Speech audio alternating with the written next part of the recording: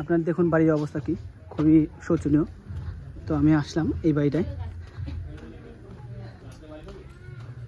নমস্কার, আমি সুভাষ বলছি। এই বাচ্চা দুটো আগে ঠাকুমার কাছে থাকতো, ঠিক আছে। তো ঠাকুমা এখন নেই, 2 মাস থেকে ওনার আন্ডারে থাকতো। এখন ওনার পিসি আর পিসার কাছে থাকে। তো এই দুজনের ভবিষ্যৎ আছে, বাবা সেরকম মানুষ নয়, ঠিক আছে, সবসময় ড্রিলিং করে থাকে আর কি। তো তার জন্য আমি বলছি যে এই দুজনের পড়াশোনার দায়িত্ব আজকের থেকে আমি নিলাম আর কি। আমার তরফ থেকে স্কুলে অ্যাডমিশন থেকে নিয়ে যতটা ব্যবস্থা করার আমি করব, কারণ দুজন এখন স্কুলে পড়াশোনা করছে না, তাদের প্রবলেম হচ্ছে।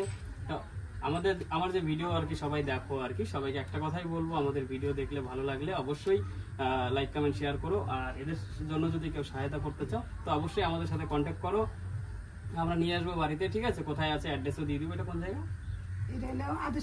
এটা আদর্শপল্লী শাহপাড়া, আদর্শপল্লী শাহপাড়া।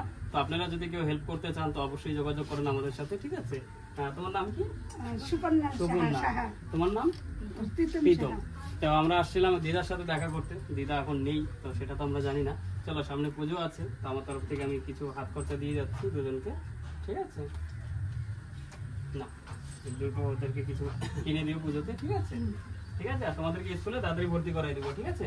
আর আমাদের ভিডিও ভালো লাগলে লাইক কমেন্ট শেয়ার করো, পাশে দেখো। ধন্যবাদ। তোমাদের দেখি ওই যে নম্বরে ফোন করবো, হ্যাঁ।